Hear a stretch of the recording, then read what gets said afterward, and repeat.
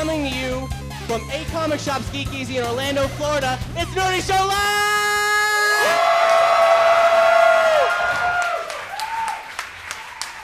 I'm your host, Cap, and this is a crazy thing we're doing. For the first time ever, we're doing a live show in front of an audience. You know, we've done panels before at conventions and stuff, but nothing even remotely like this.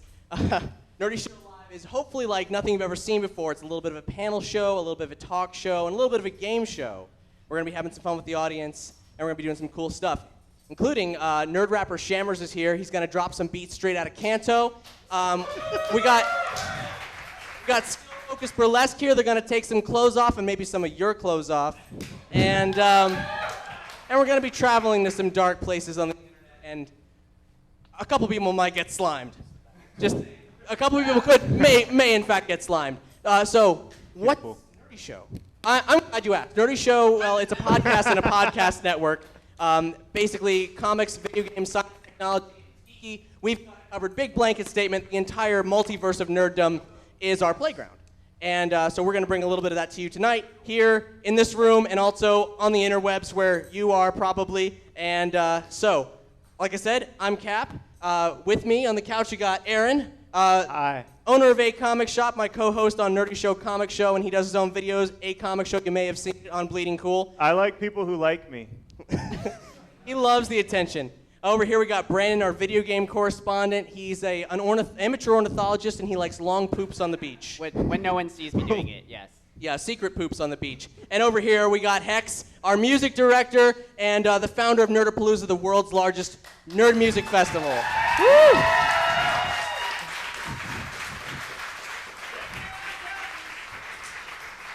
But that's not all. We also have Doug, our man in the crowd out here, and he's going to be doing some presentations for you, some special presentations. We also have Adam and Troy working the Geek Easy bar, where people are getting grilled cheese sandwiches and stuff, including a little something called the Destroyer, but more on that soon. So, let's have a nice little chat, huh? Aaron and I, we went to San Diego ComicCon last week. We did. It was awesome. Yeah. Who all went to San Diego Comic-Con last week? Aww. Fucking nobody. What's wrong with you guys? It was awesome. I loved it. What? Do they not know about it? I don't know. What?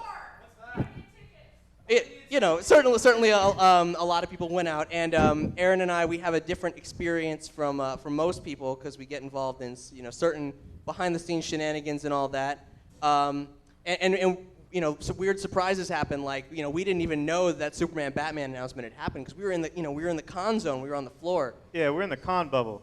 Yeah. Yeah. So how do you feel about the Superman Batman thing, Aaron? Well, I mean, that's what DC has to do because they fucked up for so many years that they have to do something. They can't just come out with like Justice League. They have. It would be stupid if they did. I mean, and I also thought it was a good decision. How about you guys? I mean, like, do you think Superman Batman's okay? I didn't like Man of Steel. I didn't like it at all. I hated Man fun. of Steel, and I honestly think that the Man Bat, Super Bat, whatever, Yes. is a dumb idea. Okay. Why is And that? I think it's a dumb idea because I'm sick of seeing Superman. I'm sick of seeing Batman. I want to see Aquaman. I want to see Flash. Well, you're going to see Flash. I want to see fucking Wonder Woman. Where's my fucking Wonder Woman? Yeah. All right. They fucked up on Wonder Woman. I had a little thought at Comic-Con actually, which is that they Joss Whedon, big deal, made the Avengers, right? They're eating their words from like firing him off that Wonder Woman project. They fired him off of Wonder Woman. They still own his script. They still own. I mean, think about it. I don't know this for sure, but doesn't it make sense that Warner Brothers would still own that script? They pay a kill fee, and they have it. Yeah? Yeah. Okay, so technically, we could still see some kind of bastard version of Joss Whedon's Wonder Woman. I don't want to see a bastard version of that, though. Yeah, I know. I'm just saying. Just a thought. Just a thought out there. I am sick of seeing Batman and Superman movies. Like, we've seen, like, 6 Batman movies. Uh-huh. And, like, I don't even know how many Superman movies at this point. Only a few that count. No, Yeah. no, all of them count. I want Aquaman. I want Aquaman really I bad. wanna see an Aquaman They teased movie. that on Entourage, and I was like, when is this coming? When is it coming? Yeah. You know what I want? I want a Blue Beetle movie. Yeah. Blue Beetle movie. Blue Beetle would be Great. great. But honestly, actually. like we can talk what we talk, but Superman Batman makes lots of money for Warner No, Brothers. it'll So make a lot putting of them money, together, but it's- it's like Reese's peanut butter cups. I But mean, come on. here's the thing. To compete with the juggernaut that is the Avengers at this point. where it's like it's more than just one film, more than just one franchise. It is the Marvel franchise. It feels like the Avengers, and they can tie in all this other stuff. They can make a Guardians of the Galaxy. They can make an Ant-Man. I just think it's fucking ridiculous that we're getting a Guardians of the Galaxy movie before Wonder Woman.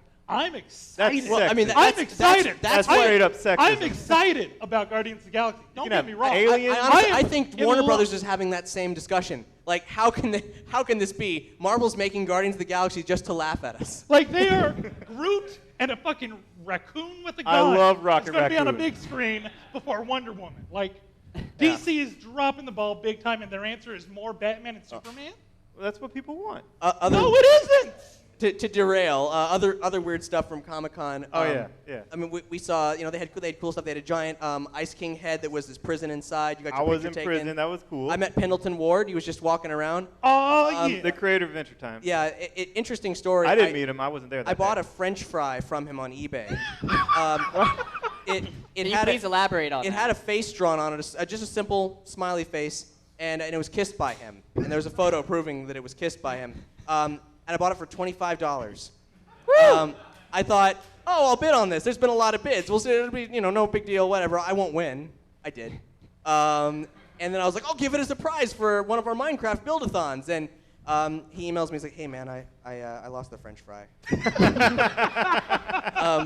But I'll send you some stuff. Let me get some stuff together. I'll send you some drawings and some dum-dums and stuff. And I'm like, okay, cool. Cool. Pendleton Ward, your show's great. Awesome. And nothing happens. We trade emails back and forth a couple times. So I meet him, and he's like, oh, hey, I'm so sorry about the French fry thing.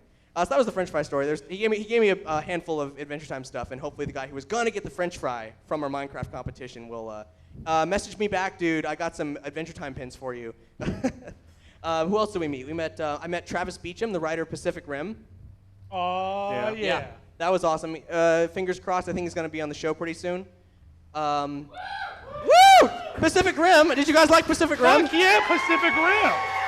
Goddamn right you did. Right. Yeah. Who likes Walking Dead? You guys like Walking Dead? The comic or the show? I don't care. Same guy created both. Robert Kirkman actually, not only did he invite us out to his party VIP with Weezer and all that stuff. We did that. He took us out to breakfast the next day. He was a perfect gentleman. Literally. I'm not making this up.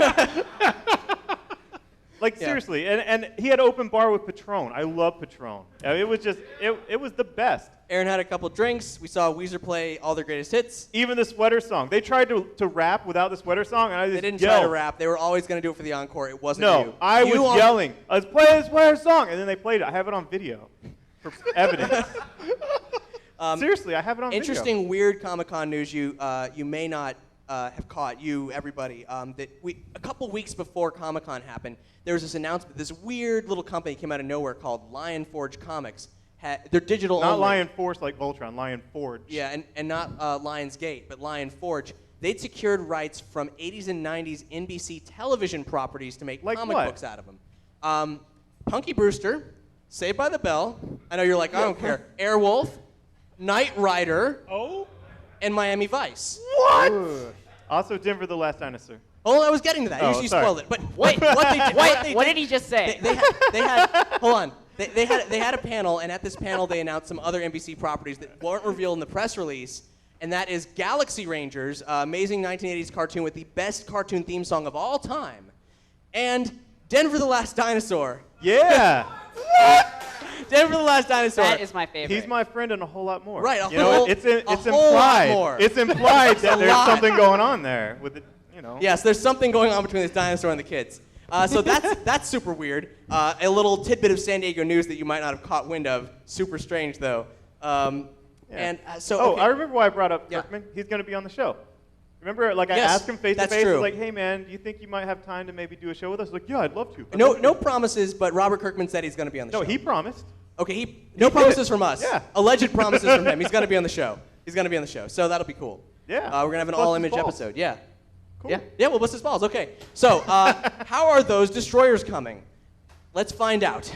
Let's cut to, we got a thumbs up from Troy. All right, guys. Let's do this thing. We've got some gentlemen here. 3 hungry gentlemen. And we got these destroyers coming on here. Hungry, Destroyer. hungry hipsters. The Destroyer is a sandwich featuring everything on the menu at the Geek. Good luck, guys. They have to eat it in, I believe, 20 minutes? 30 minutes. In 30 minutes. Josh can do that in a minute. So That's easy. Doug and I are going to meet our contestants here real quick. Oh my God. What's up? Okay. I'm getting sick looking at Oh, it. and there's more. Oh, wait, there's more? There's not just the sandwich. They also get bowls of macaroni. Oh, jeez. Of course. Why? 'Cause what sandwich would be complete So- without macaroni? We have a ringer palate here cleanser. though. We got a ringer. This is our well, I guess our champion. Not less so a ringer. our ace We in the honestly hole? we honestly don't know what's going to happen here. Bruce. This is Adam from Ghostbusters. Do you mind if I put my my hand on your head? Okay. Okay. So Doug, let's interview these guys. Let's start with Mr. Josh Thew right here. I happen to know your name. Yeah. Because you're in a band that we've talked to. I've met you before. Okay. Yes, we've met. Tell the good folks at home about you.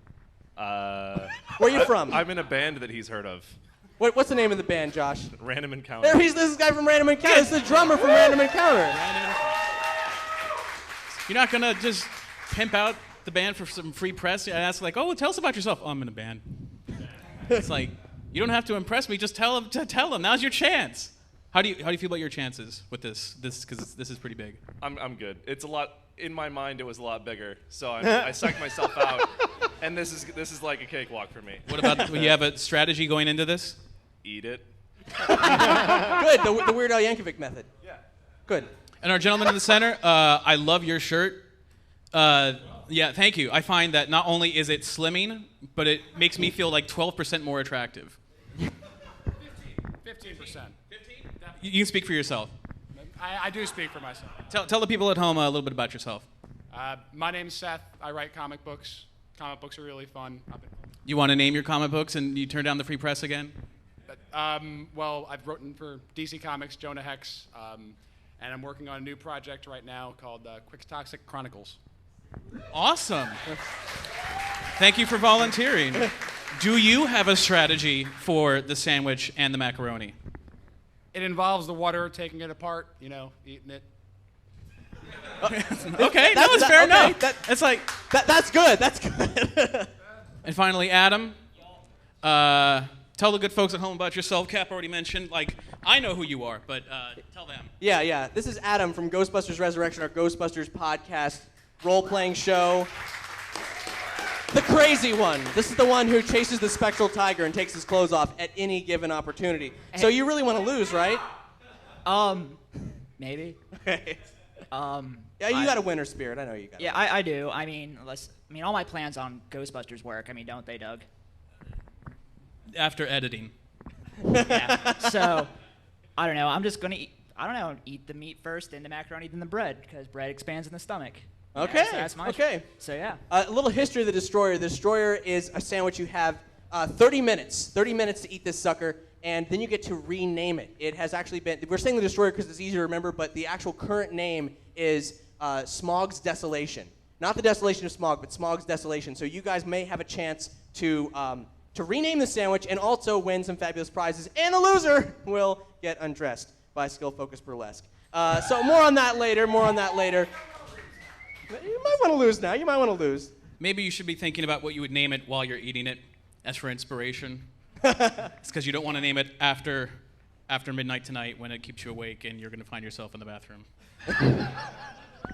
So we thought since we're doing this weird talk show podcast kind of thing that I have an interview that I did that we never got to air with Eric Andre, the guy from Adult Swim show, the Eric Andre Show, who's basically chopped and screwed and reinvented the concept of what a talk show can be like. So we did this interview. We never got to air it anywhere, and now we're gonna air it right here on Nerdy Show Live. Just him and me shooting the shit at FYF Fest in Los Angeles. Straight up. I love it. Whenever somebody new comes over to my house, I show it to them. Oh, cool. Thanks, man. But you do a lot of crazy shit It's on all the show. CGI. The whole show's CGI'd. Yeah, it's all digital. It's all digital. All the injuries are fake. All the injuries are fake. I mean, I hear you've gotten pretty banged up, like some discs, some knees. Yeah, well, I fucked up the discs in my back a long time ago, so Okay. I fucked that up for the show. Yeah, I fucked up my knees from the show. I mean, Sucks. you know, I love it. I want to see another season. I want to see it go on forever. But you're clearly you're a fragile human being underneath it all. Yeah, I'm gonna be dead. I want to like Bud Dwyer style blow my brains out in the finals. Series finale. Now you got a lot of strange acts in there, like Doc Chicken. Yeah. What if it was purple? Yeah. Is that all stuff you've come up with yourself? You have a writing department? No, we had a writer's room. We got Doc Chicken was Tommy Blotcha, came up with that one. What If It Was Purple, Eric Moneypenny came up with that one. We had a week where we had like a creative consultant, we had a group of writers, we had a jam session. I had like a bunch of ideas that I wrote because I've been thinking about the show for 5 years. So I had all that to pull from, and then we met up with Tommy Blotcha from Metalocalypse, Derek Beckles, who is doing a new show on TV, and also created TV Carnage. Dan Curry, Josh Fatum, Lizzie Cooperman, Eric Moneypenny, and our writer's assistant Ellie and Daniel Weidenfeld. We all like for a week just like brainstormed for like a week some other stuff. That's where Doc Chicken came from. Chiquita Banana. Yeah. Purple. I remember there's this gag where you and Hannibal were supposed to pick up babies like that don't belong to you. Hannibal wrote that one. But he didn't even do it. I know. You know what? He wrote it, forgot that he wrote it, and then on the day when we were shooting, we're like, all right, we're gonna do this bit. He's like, what is this bit? I don't want to do this. Me and Daniel were like, you wrote it. Like, he's like, I did. He's like, oh yeah. And he's like, I don't know, man. I was just brainstorming and saying stupid shit. I love your jazz band that you have. Like they're gonna be here such a today. look. They're gonna be here. They're here, yeah. Oh yeah. man. I just found that out too. Where'd you find those guys? Through casting. Yeah. Yeah, they just had like the best look, and they're like awesome. Are they into what you do? I mean, you tackle that drummer. You guys must be close now. Yeah, no, you know what? That's funny. Like, we only shot with them for like half a day, and we used all the footage over the entire season. We had like slim pickings amount of footage, so they weren't even there the whole time. We shot for 6 weeks. It took us to shoot the season, and they were there for 5 hours. Where are you from? I'm from Orlando, Florida. Oh, I'm from Boca Raton, Florida. Actually, I'm originally from Fort Lauderdale, Florida. Dude, get the Even fuck better. out of here. Right, 954. Yeah, that's right. Dude, old people waiting to die. It's getting better there, though. Yeah? Yeah. Do you miss it? Oh, I miss it so much. Really? Yeah. Fort Lauderdale. When did you lose your virginity? 13. Really? No, wait. Sorry. 13? No, God not damn, 13. Casanova. It was 16. I lost mine last week. 16. What was the album playing? What we were music was fucking playing? watching Empire Records. I don't even know how that movie ends. Oh shit. Liv Tyler. Yeah, I wish it was her instead. So what happened? What happened? Shitty first girlfriend. Yeah? Yeah. Did she put a finger in your butt? Did we? I don't know if we got that far along. Yeah. Yeah. Have you ever had a finger in your butt? Oh, absolutely. Yeah? Yeah. Is that your thing? I mean, I tried to get all one things. in. All things are my things. Yeah? Yeah. I tried to get one in there, but it just hurt too much. You get used to it. Yeah? Once you do, it's fabulous. Really? You just got to Great. turn that corner. Yeah, really. Well, I'm doing it. My girlfriend's here. I'm going to throw her ass in the trailer and tell her to I'll give her stick some a finger in pointers. my butt. All right, perfect. All right, well, you hear first. Yeah. Take a finger in your butt. Trust us. You can do it. Don't think you can't. You can do it. And it'll be worth it. The Eric Andre show comes back to Adult Swim this October. Let's come back to see how our contestants are going against the sandwiches. Adam seems to have completely dismantled the sandwich and out of your is way. working on it. He's still got the macaroni. What is Seth this? What the hell is has oh, a this is your similar stuff. method. Okay. The macaroni seems to be gone. And Josh is just fucking eating it. Oh my god. Oh my god! Yeah. Oh my god! I don't fucking understand God. this shit. What the hell? I told do you, not shouldn't have let him understand. into this contest. Dude! So, yeah, he said he was going to eat it. He told you. Jesus Christ. There's no false advertising with this. But you're all in for a very big treat because next up we have our rapper from Kanto, the Pokemon master, none other than Shammers! Hey, check. Mic check. Can you hear it? It's good? All right. So I wrote an album entirely based on the Pokemon series, specifically the red version and the blue version. which is the original 151. How many Pokemon fans do we have in the crowd tonight? Yeah, yeah. One guy just slowly raised his hand like, I'm still a kid. Well, that's fine. In the original Pokemon game, for those of you sad souls that are unfamiliar, you play as a little trainer who goes around the world defeating these gym leaders. They have these gyms, and they're all based on an element, so that element could be water or fire or ice or what have you. Well, not in the original one, there's no ice. Anyway, I wrote a song from the perspective, so the whole album is from the perspective of these first-person characters within the game. And this particular one is from the perspective of the rock gym leader, and who knows who that is? Brock. And the electric gym leader, which is Lieutenant Surge. And for the real neckbeards in the crowd, the fire gym leader, which is Blaine. That's right. So we're gonna start off with Blaine. I'm gonna rap as Blaine, and then I'm gonna rap as Lieutenant Surge, and then we're gonna go back to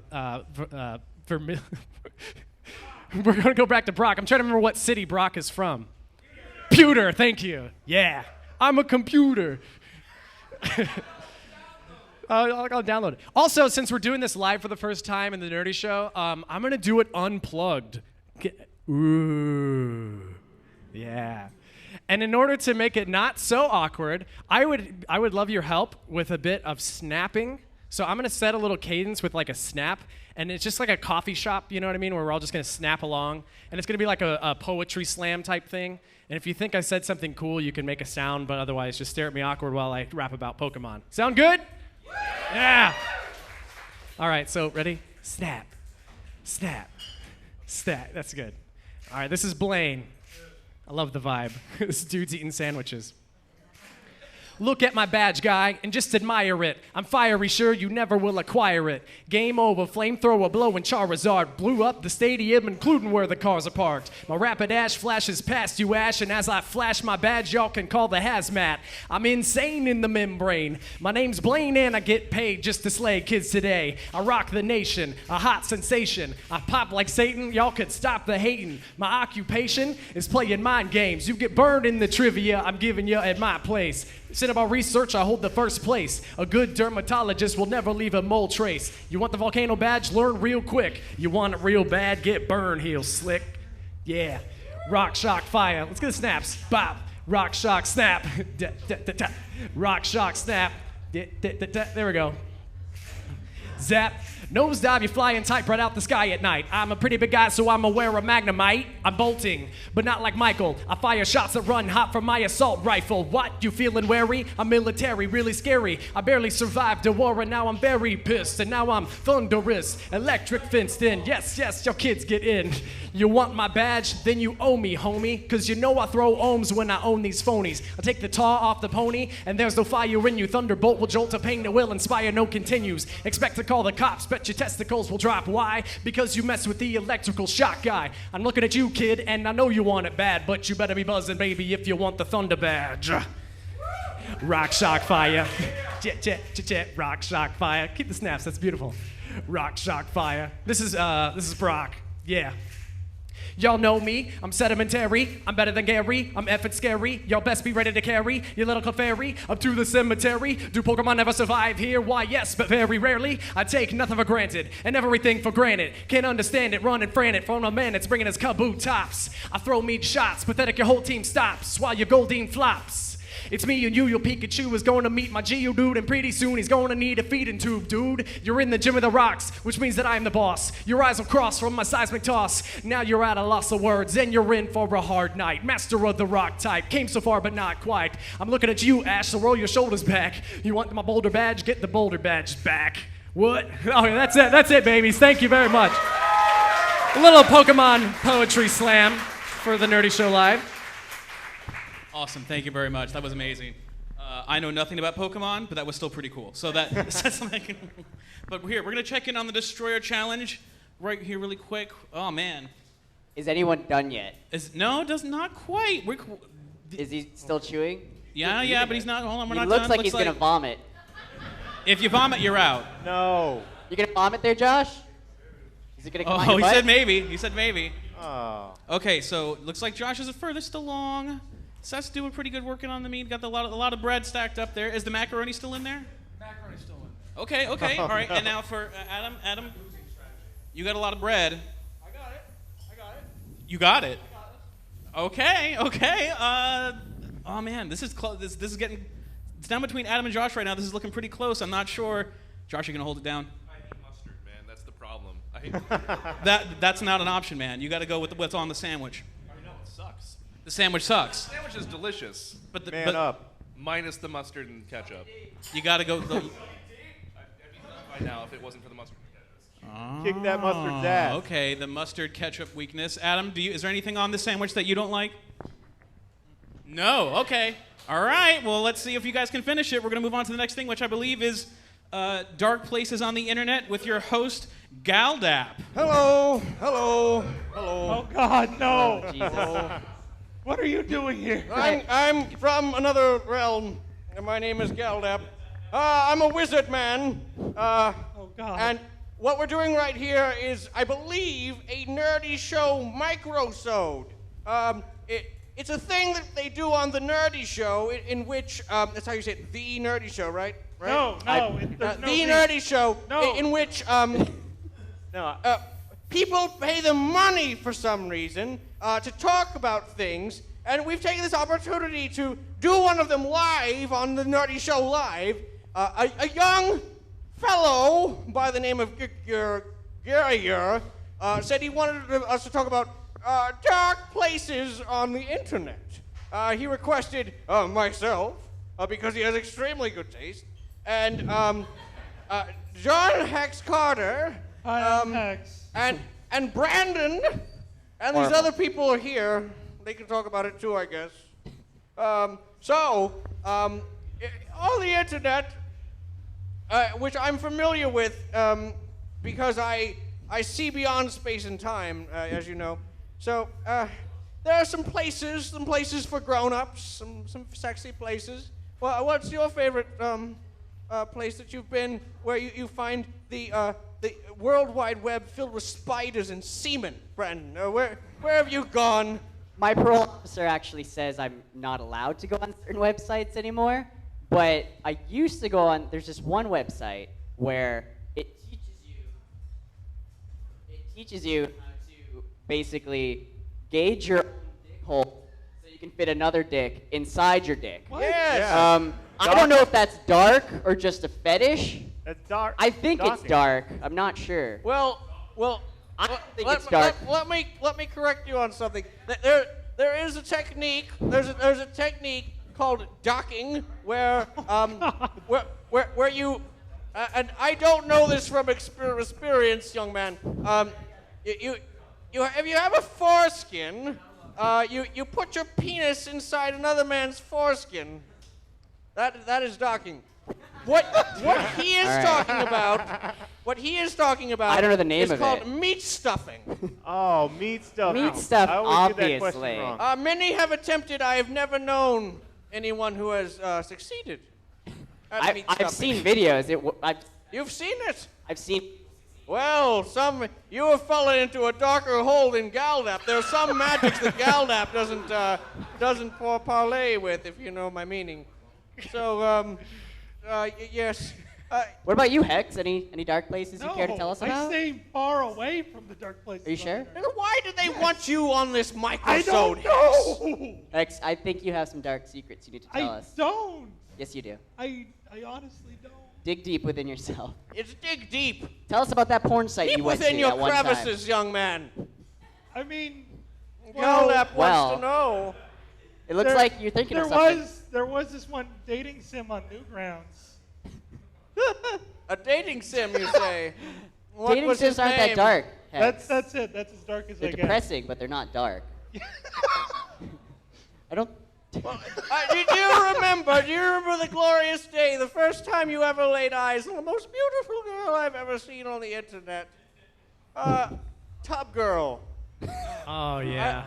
Is Tub Girl a dark place though? I don't. Well, Yes. It's a I wet mean- place. It brings me joy. That's not dark. I think to myself, Tub Girl, you're so beautiful. Why Why are you defecating all over yourself? I do that by accident, but why would you do it on purpose? I don't think she can help it, honestly. You don't think so? No, I think she has What do a you think condition. her real name is? You think it's Judith? I don't think her name is Judith. She's an Asian in a tub. Well, maybe, what do you think her name is, Aaron Holland of a comic shop? I know who you are! Santa Claus ain't got shit on gal nap! You go to darker places. Is than your the rest of wife watching this, Aaron Holland? I think she was Filipina, and I think her name was Felisa. I mean, That's actually. Well, love her scorned. Hey, this isn't on the internet, but it probably should be. Why don't you tell them what you told me about that story and your ex-wife and what you did to her, you scamp? You almost went to jail for that. what story? The one with the soap in the shower? Yes, oh, the soap story. It's not on the internet, but it's about to be. That's really embarrassing. Well, for her, hey, that nod's as good as a wink to a blind bat, you know. Old Galdap won't tell. She was in the shower, Something I right? have. Okay, she was in the shower, and I was taking a dump because we only had one bathroom because we were poor. Yes, excellent. So I don't know. I mean, we were living in sin, right? So I mean, who cares? The I mean, cynicist. So okay, so she's demanding some soap because there was no soap in there. She keeps yelling at me to get some soap, and I'm like, I'm taking a dump. I don't want to get your soap right now. Let me take a dump in peace, right, guys? I mean, Yep. I'll take a dump in peace, right? And she kept yelling like, give me the soap, give me the soap. And she just bitched me out. Preach it, brother. So I shit a turd in my hand, and her hand was coming out of the shower curtain. I just put a piece of shit in her hand. And, she had it coming. Yes, she did, and that's how you treat those type of women. What? I mean, what are you saying? I'm just saying, I couldn't figure out a way to break up with her before then, and it just came to me. I'm like, yes, you know. I mean, before that, the asshole that broke the lease or something. Now I was like, that guy put shit in my hand. You know, I mean, I got out of it. I'm amazed you could poop in the same room with someone. I can't do that. It goes back in. What? Like if whack-a-mole? So say I'm going to the bathroom and it's halfway out. If someone even knocks on the door, I have to suck it back in. It doesn't matter if 2 inches of it are coming out, it goes right back in. Seriously. It doesn't feel great, but I have no choice. Why does That's just what my body does. What if you have diarrhea? Yeah. You don't want to know. You don't want to go there with diarrhea. It goes right back in too. So, sometimes I get locked in the rooms. Sometimes I get locked away. Old Galdap. And then I'm just left to my own devices, just peering in a crystal ball, and, sometimes you see things. What do you think about, this is getting back on topic with Gary wants us to talk about. What do you think about pornography involving ladies rubbing prolapsed anuses together? Have you ever seen that? Can they do that? It turns out they can. Who knew? I was surprised. This is a very offensive conversation, Gary. This is all your fault. Yeah, we're not talking about anything you want us to talk about. What is that called? I don't know what it's called. What would you like it to be called? I don't know. You're the Left-handed wizard. scissoring? Make it I up. don't know. Let's call it, Anchor swinging, I don't know. Shammers, you've been quiet. Can you blame me? I'm getting sex advice from a wizard. That sounds perfectly logical to me. I think you should really, consult a wizard more often. I give you a remedy for your impotency. You get locked into rooms together. Are there ever women wizards in those rooms? Never, all alone. The only company I have been keeping lately is Cockroach, which I named Billy Squire. Do you know who that is? He sang The Stroke. I have several of those on a daily basis. Anyway, enough about me. How about you? Well, wise wizard, what do you think we should call two ladies rubbing their prolapsed anuses together? A good time. Hey! Do they get tangled like balloon tying? No. Okay. No. Obviously, you've never seen it. No, I haven't. I can't say that. You should look it up. As soon as I'm done with this, it's humbling. That's the first thing I'm looking up, actually. I mean, the thing is, I think the thing that confuses me personally is I don't know if you know this, but I'm quite old. How old are you? Well, Do you remember in your late 30s when you start forgetting how it's almost like, how old are you anyway? And you're like, oh God, how old am I? Yes. It's about like that times 1,000. What do you think, asshole? Did you know Jesus? Jesus! I gave birth to him. I was. So you're God. I'm sorry. I should correct myself. I was the midwife. The midwife. I was hiding out in Bethlehem. It was a dark time. There was politics involved. And women. Oh Lord, was there women? Every kind of disease. This is before the internet, you know. We're not doing Gary. You're a solid. No. Completely off topic. Completely off topic. Oh Lord, Shammers. Where have you ever gone to a website and thought, oh Lord, oh Bahamut, I can't handle this. I shouldn't be here. The FBI is gonna come and get me. Goatsy. Oh, I remember Goatsy. FBI doesn't care about goats. I met Goatsy. He's a very nice man. Is he? Is he still alive? Yeah, he's doing all right. Have you been to Lemon Party? I have been to Lemon Party. Everybody loves a lemon party. Lemon Party. Yeah. I actually have to watch it now before sex, so I can't get it up. Is that weird? No, That's not weird. I had that problem. Okay. It's diagnosable. You can get pills for that. It's unfortunate. It is very unfortunate, Aaron. Thank you. Yes, I know I have a condition. Thanks for pointing it How out. can we make this conversation nerdy? Is it nerdy because it happens on the internet? Because as I understand, No, I don't think there's anything nerdy about this as I conversation. understand it, You know, I have been asking that very question for like 3 years now. well, I've seen some really weird Pokemon fan fiction and hentai on the Yeah. internet. Okay, so Misty can do some strange things yes, So- he with her can. tentacle. I finally sad enough. This has brought me into the conversation. So there was a while where I drew like a Pokemon a day, and whenever I looked for research, just to draw. You know what they say about a poke a day? Keeps the wizard away. The moment I started doing like looking up reference material for the Pokemon, I had to put on safe search. Because I saw some naughty things of what Jigglypuff was doing to everyone else. Take safe search off. Search like a man, damn it. Yeah. You know, I know I'm doing something right with a girl when I see her Jiggly's puff. And she makes my Wiggly tough. Oh, okay. First I didn't know what you were talking about, and then I figured it out. So I stumped a wizard. I don't know. I've heard tell of these Pokeymen. I didn't really know what to make of them at first, though.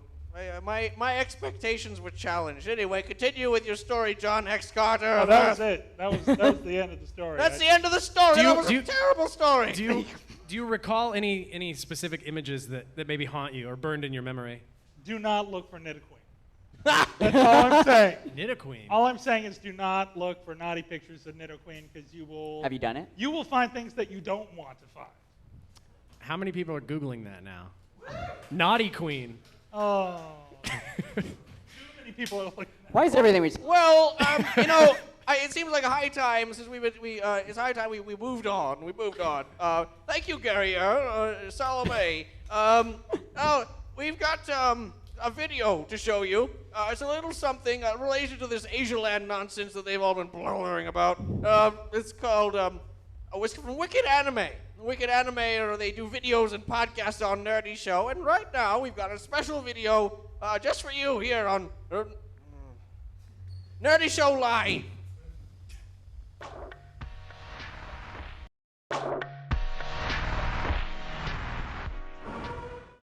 Hey, this is Kari Walgren, and you are watching Wicked Anime.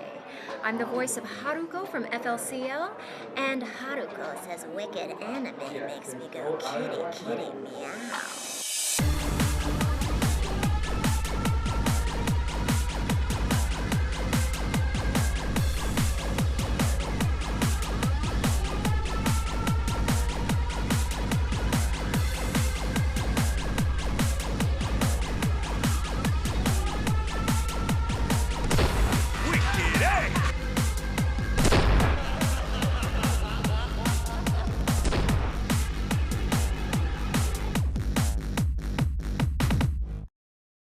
American filmmakers have often taken influence from the films of Japan. It could be said that it started with Akira Kurosawa's direction of his film Seven Samurai, as one of the most influential movies in the entire film world. James Mangold is centering The Wolverine around the culture of Japan. Quentin Tarantino nearly takes all of his inspirations from Chinese and Japanese filmography, as he vividly demonstrated in the Kill Bill movies, especially. Production IG of Japan did the opening for Volume 1. Suzanne Collins got a film adaptation of her book The Hunger Games, or as we like to call it, Battle Royale Light. But is it just Japan as a whole that's the influence, or could it even be broken down to something smaller? I'm talking about that wondrous medium that we put at the second half of our title. It's anime. That's right. Those hyper-stylized box office breakers are straight from TVs of Japan. Elysium with Matt Damon is coming out in the summer of 2013, and whether or not they know it, that story has already been told in a series called Battle Angel Alita, which James Cameron currently owns the rights to and plans on putting out a live-action adaptation after he's done with the Avatar series in 2017. So you're gonna put out 2 or 3 more Avatar movies in 4 years, huh? Or is this your contingency plan for when you realize that no one cares about Avatar anymore? In 1995, we got one of them crazy cartoon Japanese films known as Ghost in the Shell, a cyberpunk crime drama with stunning visuals and a plethora of robot memory. A short time after, 2 siblings were sitting in a conference room saying, "We want to make this real!" Those siblings were the Wachowskis, and their movie was The Matrix. Also pulling heavy influences from the action sequences of Ninja Scroll and Akira, the Wachowskis are full-on inspired by the world of anime and wanted to bring those visions to life. And well, you know what they gave us? They gave us a fighting in a computer system movie while giving physics the finger and making one of the greatest action cyberpunk films of all time. The late and great Satoshi Kon directed a movie that was released in 1997 called Perfect Blue. The story of a pop idol who progresses to being an actress, but then soon finds herself being harassed by someone else living her life, causing her to lose her grip on reality. In American cinema, we have the modern-day film of Being John Malkovich. Nah, just kidding, it's Black Swan. Director Darren Aronofsky didn't actually obtain the rights to Perfect Blue for Black Swan. Actually, it was for his 2000 movie Requiem for a Dream, for one single scene. And wouldn't you know it, Aronofsky was in talks with Natalie Portman about developing a ballet movie in the year 2000, directly after Requiem's release. As a matter of fact, Aronofsky has acknowledged the similarities between the two, but was quoted in saying that Black Swan was not influenced by Perfect Blue. Maybe he just hasn't watched the whole thing yet. Director Zack Snyder's film Sucker Punch may be the most anime-like film on this list. I mean, look at it. Look at it! Look at it! He himself said it was influenced through Japanese animation, samurai, and mecha. A direct anime was never stated, but the style is just there. Now we once again visit the brilliant mind of director Satoshi Kon and his film Paprika, a story about analyzing and exploring the dream world. If that wasn't a dead giveaway already, Christopher Nolan found his inspiration in this film to make Inception. Strong emphasis on inspiration. It couldn't compare to the whimsical dreamlike state that Paprika gave us. Where were the Freudian mishaps and palm trees made of bacon? And of course, how could we possibly look into anime American movies without looking into Guillermo del Toro's love letter to the otaku, Pacific Rim? This isn't your Matthew Broderick Godzilla, or your base explosion fantasy Transformers. Director Guillermo del Toro in a Warner Brothers interview said, I was very influenced by anime, mainly the anime of my youth. Meaning things like Voltron, Gundam, Mazinger Z, and I don't know, Gigantor? You could be that old, right? Pacific Rim is something that American movie theater audiences have never seen before, with kaiju and fighting robots with pure awesome. Thus, in wicked anime fashion, here we bring you our review of Pacific Rim. Loved it, and there was so awesome. monsters and Kaiju, Ron Perlman, 3D, Charlie Day, buildings being I love the part with the boat everything, and the monsters was awesome.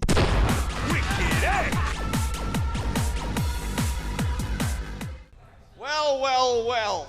Some unexpected things have happened here.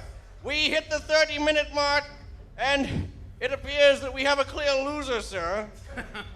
My condolences. And we have what looks like perhaps a tie. So, we've decided to do a sudden death match. Yes. Woo! Adam here and Josh here. Well, to decide who the true winner is, they are going to chow down for 60 seconds and see who can devour the most. Well, 3, 2, 1, go!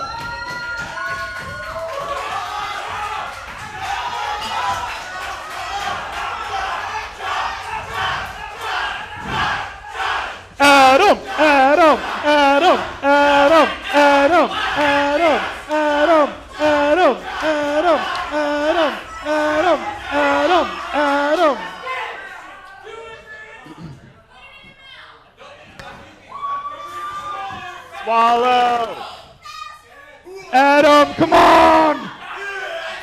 Do it, Briggs. Do it, Briggs. Do it, Briggs.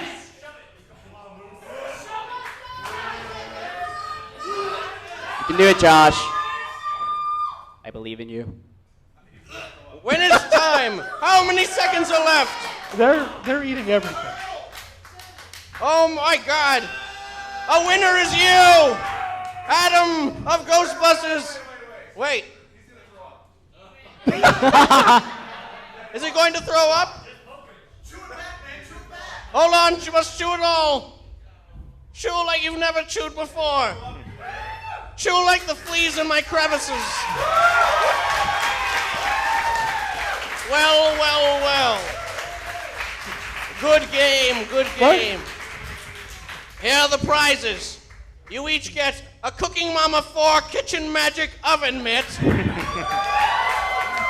get a Sony PlayStation water bottle for more eating competitions, most likely. And you, Adam, courtesy of Geekress, you get this collection featuring every single new 52 comic book from DC Comics. The first ones, just the first issues. It's quite heavy. Use it as a bludgeon. And now, a little segment we like to call Truths with Doug. Thank you, Galtap, for that segue. Thank you, really. Oh, boy. Okay, this is a segment we call Hard Truths with Doug, where I try to convince you of a truth that might be hard to believe, but it is in fact true. Today's Hard Truth segment is going to be about two Star Wars characters. Let's see, here we go. Jar Jar Binks and Chewbacca. They're two very famous characters. A lot of people have a lot of strong opinions. One of them is a cowardly, annoying, insufferable bastard, and the other is Jar Jar Binks. Now, I knew you would say that. But here are the reasons why. In my research, I found out that Jar Jar Binks, sadly, is actually better than Chewbacca. You may be surprised. I asked a bunch of people to list off some things that they thought were positives and negative traits about both Jar Jar and Chewbacca. Let me see here. I got to get a good view here. For Chewie, people said he was loyal, he was brave, he was protective, he was smart, trustworthy. The only negatives was that maybe he was smelly, maybe he was hairy. You know, there's really not a lot of negative things you can say about Chewie. For Jar Jar, people said that honestly the only good thing was that he did genuinely want to help people, but his negatives that he was annoying, he was cowardly, clumsy, stupid, all of these things. But let's talk a little bit about the loyalty and bravery issue. Jar Jar Binks, as we all know from Episode 1 The Phantom Menace, was saved by Qui-Gon Jinn. When he did this, he owed him a life debt because he saved his life, not unlike Chewbacca, but Chewbacca's life debt was owed to Han Solo. Han Solo did save his life in a similar fashion from the Empire. Jar Jar didn't have to do the life debt. If you remember, he was banished from Gungan society. He didn't have to, prescribe to any of their rules or regulations or anything, but he did it anyway. Chewie did feel like he had to do it, but I argue that he didn't have to have a life debt. He didn't have to do life debt because, well, really, although Han Solo did save his life, ultimately, he didn't have anything else going on, right? I mean, it was okay for him to do the life debt, to go pal around. He didn't have to, leave behind a wife, a son, an elderly father, a village under attack, Kashyyyk being invaded by the Imperial forces. So instead what happened is he goes, oh, sorry, everybody, I'm going to go join up with this known criminal to smuggle drugs and roam the galaxy while you stay here and become enslaved by the Empire. But it's okay, I'll come visit our son maybe once a year on holidays. Jar Jar, within moments of his life debt, hears that other human beings on Naboo are in trouble. Gungans don't like the humans. He says, that's no good. I'm going to take you back to my hometown, this city, where I'm probably going to get executed because I've been banished, but it's the right thing to do. And I owe it to these Jedi, these noble Jedi who have saved my life. So he puts himself at risk for people he's never met, for people he shouldn't even have to care about, but he does it anyway. A little bit about Chewie. Here in this scene from New Hope, R2-D2's playing chess against Chewie. He makes a fair move against him, and Chewie bitches about it. It's a fair move. Screaming about it won't help him. But Han Solo points out it's not wise to upset a Wookiee because he will pull your arms out of your sockets. What an asshole thing to do if you lose a game. He won fair and square, but that's what he'd be willing. He would kill a man for losing at checkers. Jar Jar, on the other hand, when they land on Tatooine, Qui-Gon has to go find a way to repair the ship. He volunteers to go by himself out into the desert to go to Mos Eisley to find the pieces that he needs to repair it. Jar Jar could stay there in the air-conditioned ship with the Queen's guard, not have to raise a finger, but instead decides to go with Qui-Gon alone, unarmed, with no knowledge of the area and no prior experience, purely because of his life debt and because people are in danger. A New Hope, Obi-Wan Kenobi says, everyone, stay in this room. I'm going to go shut down the shield so we can get out of here. Nobody has to do anything. Just stay quiet, stay put. Chewie says, what the hell? What a dumb idea. Does Chewie not remember his duty during the Clone Wars where he served under Jedi Knights and Republican guards? Did he lose all respect for General Obi-Wan Kenobi, hero of the Republic? Sounds like it. Later on, Chewie's about to climb into the garbage chute. Han says, get in there, but it smells bad. Jar Jar doesn't care who you are. Again, talking about the human problem on Naboo. He goes to the Queen and says, you know, your people are going to die? And she's like, I'm afraid so. And he's like, well, the Gungans can help. Offers up help. Doesn't even guarantee that he can do it. He has no sway. He's an outcast. Does it anyway. Chewie, working on the Millennium Falcon and Empire Strikes Back. Han Solo just returned from a dangerous mission where he could freeze to death if he's exposed to the air for too long. Hey, Chewie, how are things going up there? All right, don't lose your temper. You're only my friend. Jesus. Hey everyone, Luke's getting caught. He's gonna die. Han Solo's blasting in there. Leia's screaming. Luke looks like he's gonna die. He's gonna drown. Chewie, can you do anything? Nope.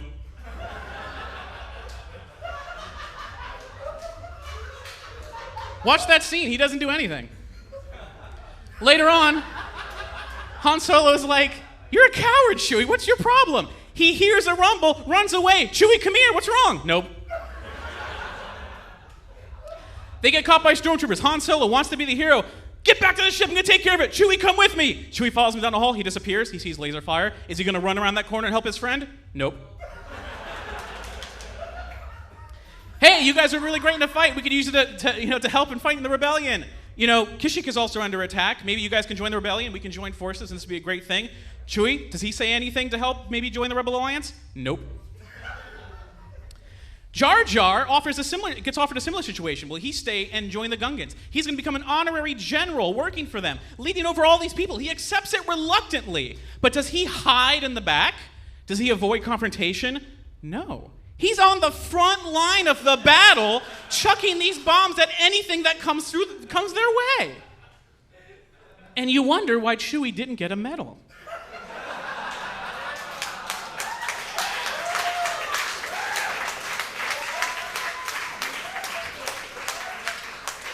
So I think we can knock some of these off the list here. Chewie clearly isn't loyal, is clearly not brave, clearly not that protective, maybe smart and trustworthy. Jar Jar clearly is loyal, clearly is brave, clearly wants to help. He's not really that annoying or cowardly compared to Chewie. Clumsy and stupid. Okay, Chewie's up here fixing the Millennium Falcon. He's got to wait for Han to come back, you know. Han does come back. The Empire attacks. Now, Chewie didn't go help rescue Luke Skywalker. I'm not going to count that as cowardly, even though he clearly could have. He is outside. He does have a lot of hair to protect himself. But his job was to stay behind and fix the ship so that when the time came, they could leave in a hurry. The Empire shows up. Ship doesn't work. Even with all that time, he didn't fix the hyperdrive. So he is cowardly and inept. Jar Jar Binks on the field of battle. He's climbing onto this carriage. He accidentally, falls down. All the bombs go rolling around. But in that accident, it takes out several tanks.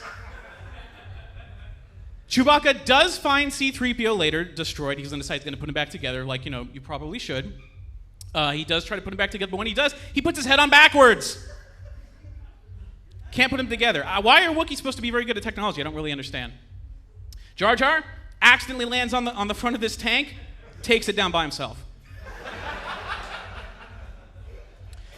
Chewie can't really get C-3PO put back together, so he slaps him on his back in a big bundle, runs out to Millennium Falcon, puts him in the hallway, takes off. The only problem is the hyperdrive, after they take off, the hyperdrive still doesn't work. Chewie has to go fix it because it's still broken. During that maybe 5 minutes, what do you say about it's about 5 minutes when they're getting away from the Cloud City? During that 5 minutes, R2-D2, with no arms and no legs, is able to piece 3PO back together almost entirely and put his head back on straight.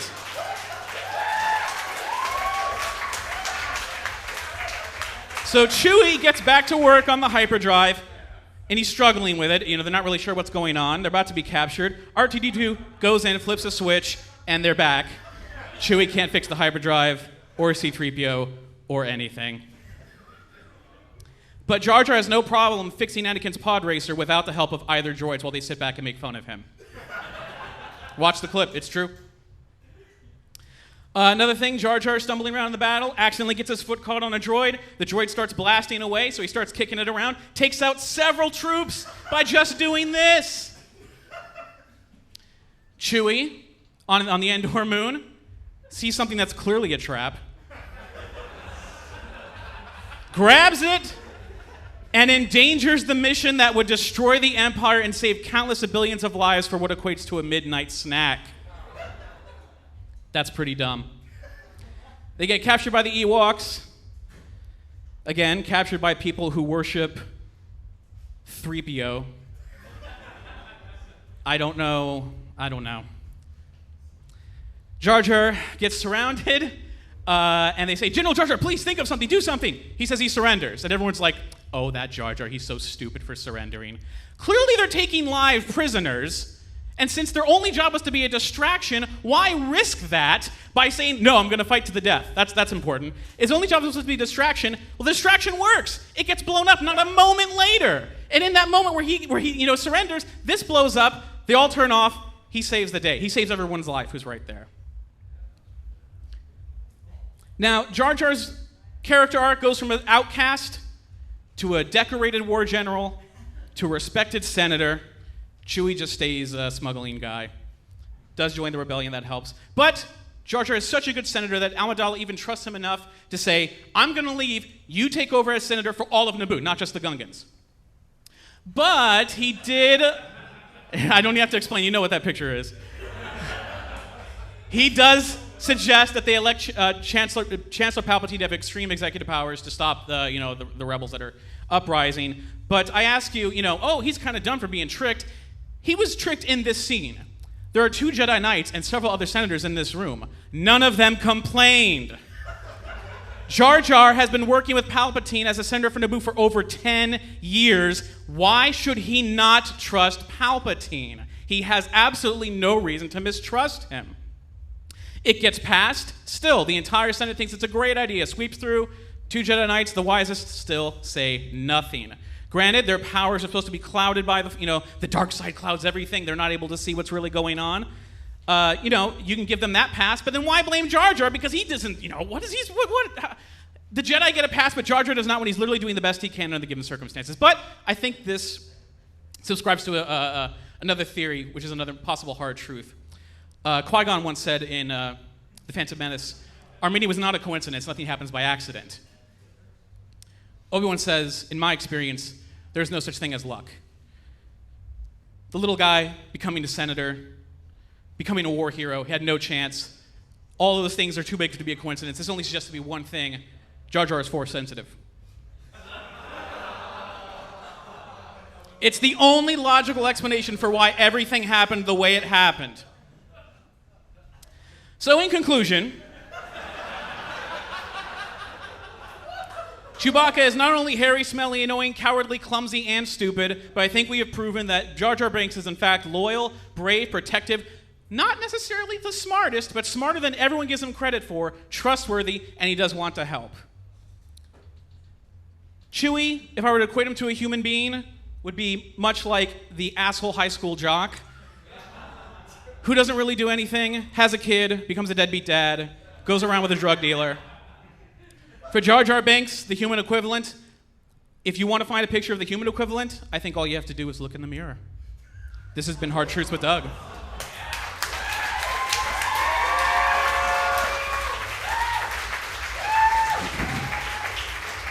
Wow. Thanks so much, Doug. I've been waiting to see that segment for a long time. It was all conceived on a long car trip to a convention in Nashville, and oh man, that was great. Right now, Brandon and I, well, I'm sorry, not Brandon. Mr. Weatherbottom and I are going to have a gentlemanly duel. And I know what you're saying. Well, I don't look like much of a man, but just hear me out for a second. Obviously, I'm a gentleman now. You can see that. This is clearly a gentleman, and I've I transformed into a gentleman. I'm clearly some kind of Technicolor fop. Yes. But that's my problem, and we will, settle this we will battle. This is a game called A Duel Betwixt Us, and it's a card game that's being funded on Kickstarter. July 31st, Wednesday, this goes live, and you can buy in to check out this fantastic card game. It's all about gentlemanly cunning, enslaving the help, and winning the favor of a lady. And so, Brandon and I are going to meet on the field of battle and use our gentlemanly wits to smite each other and win a lady's favor. Well, Mr. Weatherbottom. It's Weatherby to you. Weatherby? Weatherby? Mr. Weatherby Pinkerton. Weatherby Pinkerton. Thank you. You are now my rival, sir. Let us settle this with a duel. Yes. Yes, well, your move, old. Ah, okay. So we begin this by my miners will procure me some ingots. So I get 2 copper from my miners, and 2 silver, and a gold. I draw a card. Random card, random chance. The first thing I do is I play something called Very Handsome. Now, obviously, I'm already very handsome, as you can see, but this makes me so stunningly beautiful. Gives me such a creamy, shining face that all men would like to have. I like to make your face creamy and shining. The card's very effective. Yes, you would. It is very effective. It brings me... Said the foppish Technicolor gentleman. It brings me another miner, an idle miner, and he shall be called Rugged Bill. Rugged Bill loves me so much because of my beauty, he grovels at my feet. He would do and take anything for me. Anything. Well, before my turn ends, though, yes. Of course, there could be no duel without weapons, so I pay a silver ingot to bring out my saber. Now, it is just a saber handle. There is nothing to it. So I shall add, with 1 copper, oops, I need that, I shall build the handle. Not yet complete, but I have a saber with a handle As on you see, we build all these weapons. Why, I have a resplendent golden codpiece and a golden shiv for stabbing. And I have a silver tack hammer and a helmet that somehow has both copper and gold imbued into it. So it is your turn, my good friend. Well, why, thank you, sir. Why, thank you so much. I shall enjoy crushing you. Indeed. Yes, yes, quite. Well, I'll allocate my ingots, 1 gold, 2 silver, and a copper. And, well, that sword you were building, my friend. Well, that sword, I happen to know the blacksmith making that sword. I'll just saunter over to where he lives. You see, well, he is a man who fancies himself some Darjeeling tea, and I have such a fine blend of Darjeeling tea. I'll just go over there. I'll pay 2 silver and go over there. And I will just serve him tea. And while he is sipping on his delicious Darjeeling tea, I'm gonna put out his fucking furnaces. See if we can finish that fucking sword, you fuck. You have really brassed me off now. He essentially stopped me from building my sword. It is simply a handle and a guard. Nothing more. That is it. It has 1 damage on it. But you know, while I'm there, I'll build up my warhammer. My warhammer already had 1 copper. Let's add some gold and some more copper, and well, we've got a weapon that has a damage of 5. That's far beyond what you've got. And what's more, well, let's commit a minor murder. A murder, you say? Yes, I think you shan't be mining any more gold. No. Son of a whore. Yes. So that miner's dead.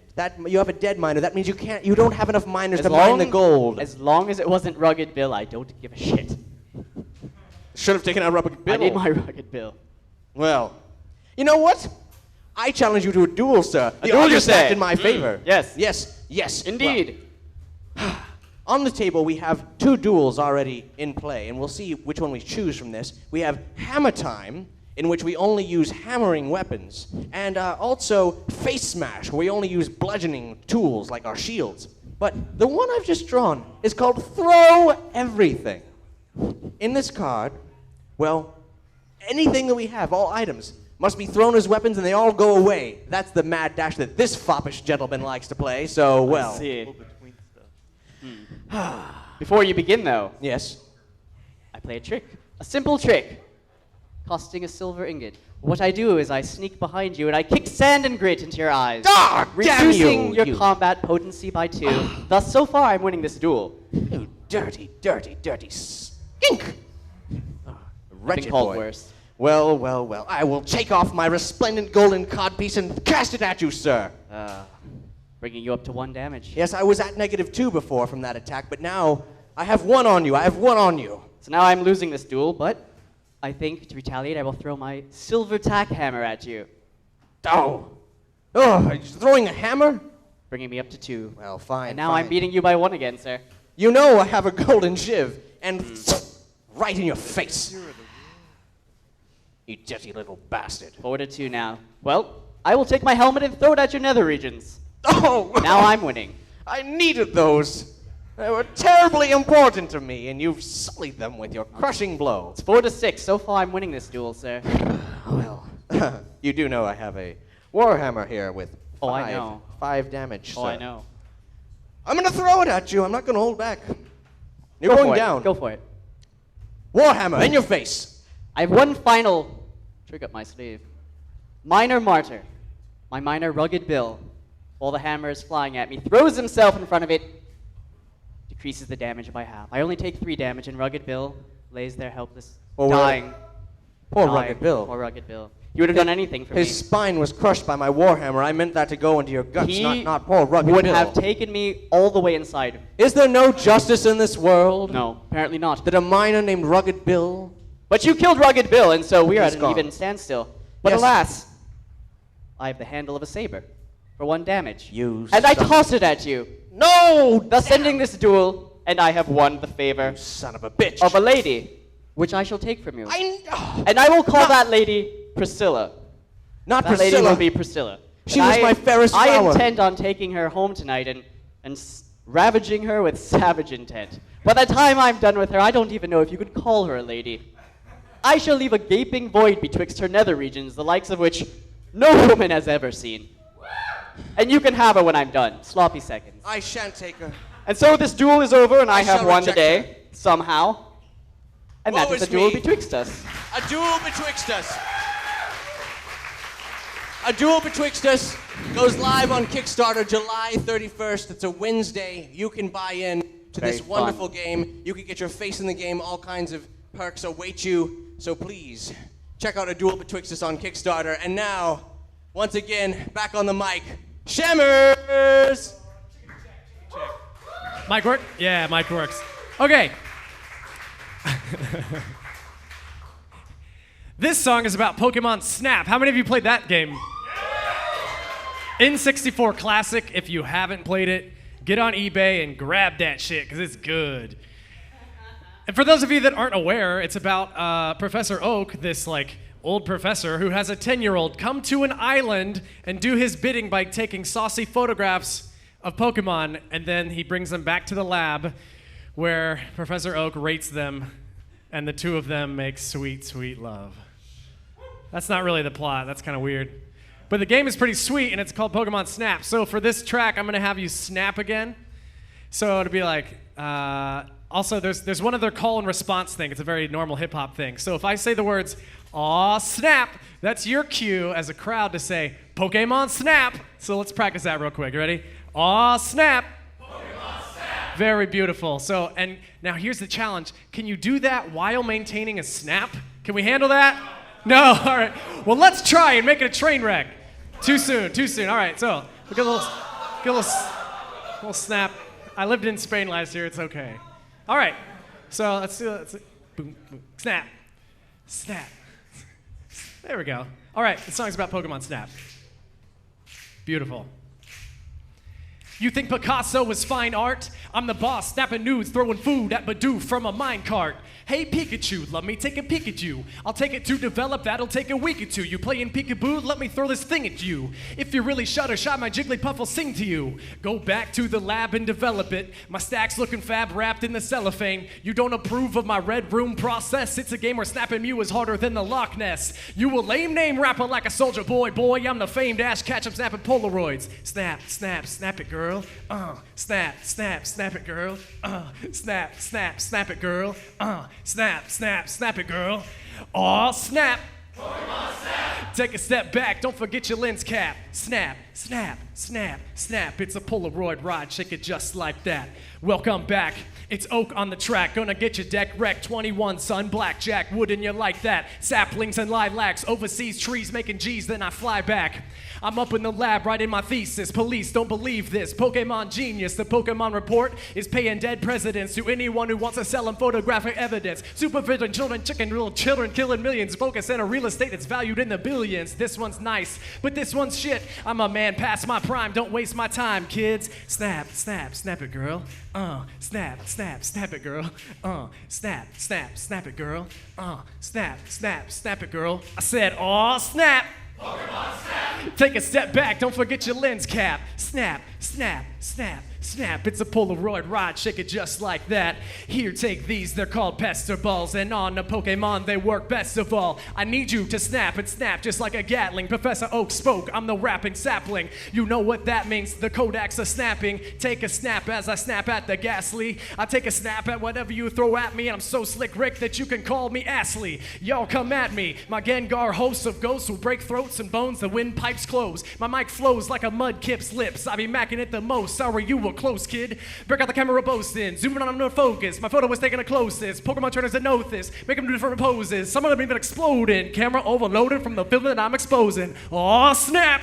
Pokemon snap! Take a step back. Don't forget your lens cap. Snap, snap, snap, snap. It's a Polaroid ride. Shake it just like that. Thank you. That was nice. All right, Shammers. All right, man. That was beautiful. Now I need you to suit up. We're gonna... It's slime time, my friend. We're gonna interview you. We're gonna talk about your Pokemon music, and we're gonna see if you can survive our So, sliming. should we have our shoes on or off? You should take your shoes off. You're gonna want those Okay. shoes off. I'm going to take my shoes I should have off. pointed out he didn't know that this was a possibility when he agreed to show up. Nope. Today. But this so. is Nerdy Show Live. Things happen. Crazy things happen. You should, while we're suiting up, Cap, Yes. you should explain the wheel. Yes, okay. This looks big. Right here we got a wheel. And this wheel, it's got many options on here. And each of them do something different. Now we're all going to take turns rotating this wheel, and they're going to dictate what's going to happen in our conversation. It's going to change the course of the conversation. It's going to make people get slimed. So I'm not going to go into what these are until they actually happen. But I guess there's a couple that are self-explanatory. Insta-slime means that you get in that slime chair and you get slimed right then and there. And Auntie's choice is worth noting. I hope we get to do it because all you guys who have come here to attend this show have put suggestions for conversations into this energy dome. So you will dictate our conversation if we roll Auntie's choice. Now, these fellas are getting suited up. I gotta get suited up too. I feel like I'm on the set of Dexter. I'm really concerned. You should be concerned, Hex. You really should be very concerned. Like, you said the suit was extra sized, but... It does look a bit snug. It looks a bit snug. Oh, God, yeah, it's snug. There were several X's on that packaging. Not enough! Not enough X's! Look at that. Look at that. Yeah, you're perfect. You're perfect. This one looks really big on me, but it's a small. Mine fits perfectly. I could fit two of me in here. What?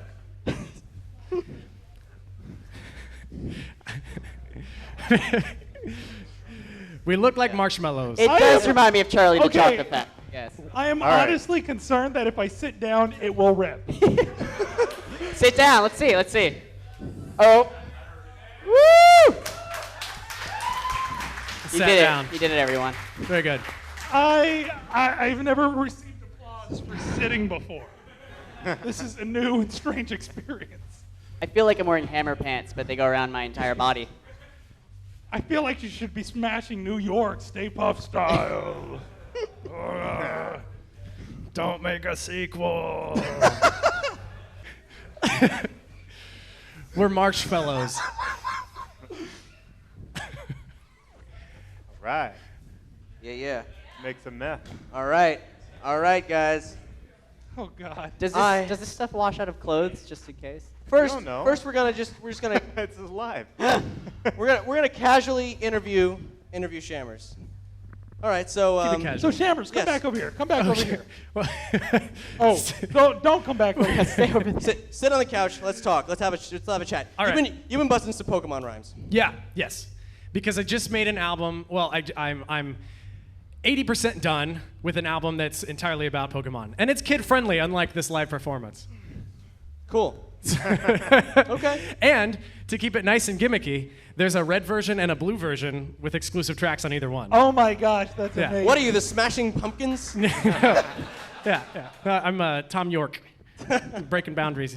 So you brought this. Yes. And I have vivid memories of this growing up. Yeah. I'm going to hand it back over to you. So this was... Take one, pass it down. For those that remember, this was a 1999 Burger King promotional toy. And... I'm sorry?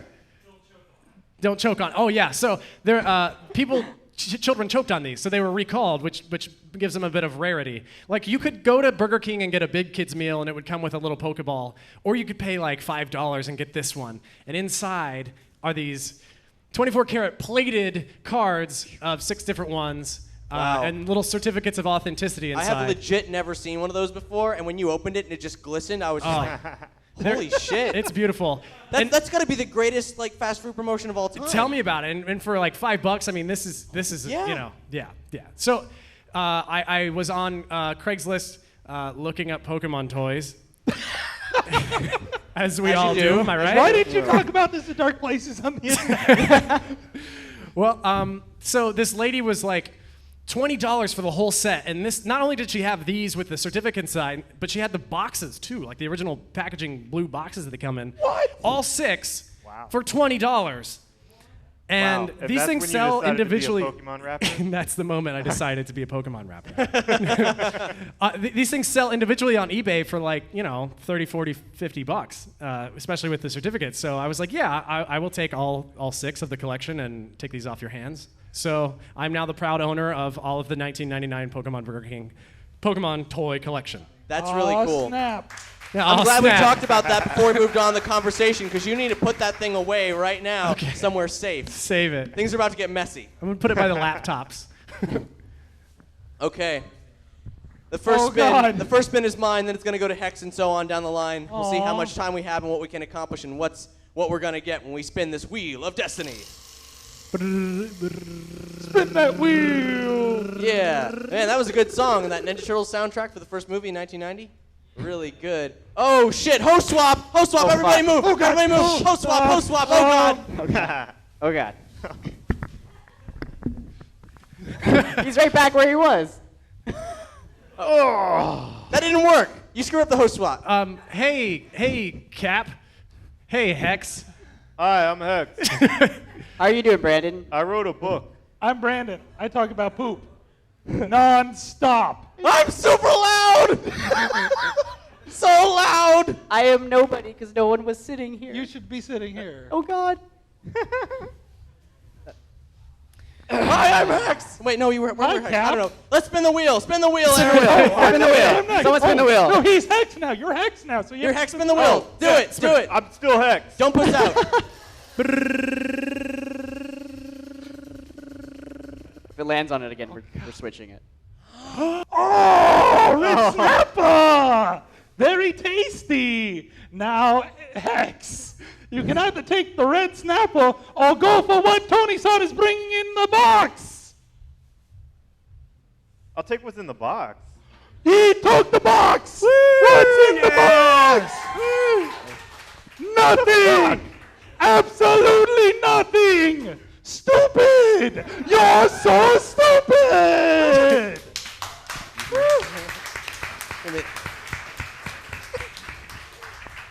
that fish genuinely stinks. Aw, snapper. This is It's not Wait, coming is off. this a Pokemon snapper? Yeah. Pokemon Okay, snapper. okay. I'm not gonna lie. I was really hoping. I want to die. I want to die. Want to see what his insides look like? Oh. That's weird, right? Yeah. Okay. Cool. I was so happy, hoping that would happen. I'm so excited.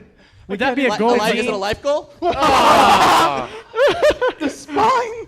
Put it back in the pool. They've got spikes. It's got They spikes. pierce skin. Okay, well, Brandon, whoever you are. I don't know Cap, who I am. I'm gonna spin the Doesn't wheel. matter. Host All right. swap. Host swap. You know, anybody can be everybody. Go, Spin Cap! the wheel. Spin the wheel again, Cap. I hope it's not the red snapper. This is really intense. We don't have another snapper. Auntie's choice. Auntie's choice. Grab that energy dome. Brandon, dome. All right. do the honors. What are we going to talk I'm about? pulling out a random topic. Apparently, that's what I'm doing. It says Space Coast Nerd Fest. Space Oh. Coast Nerd Fest. Okay. That's a nice promotional opportunity. I'll let that you was talk completely about that one. How randomized. about that?